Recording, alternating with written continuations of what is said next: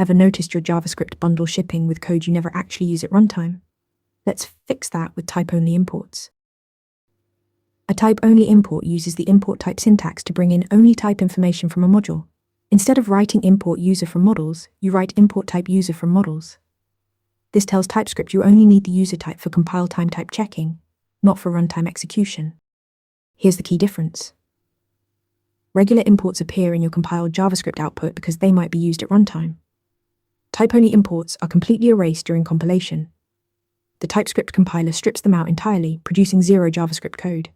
This means no import statement, no reference, nothing in your final bundle. Why does this matter? Because avoiding unnecessary runtime imports reduces your bundle size.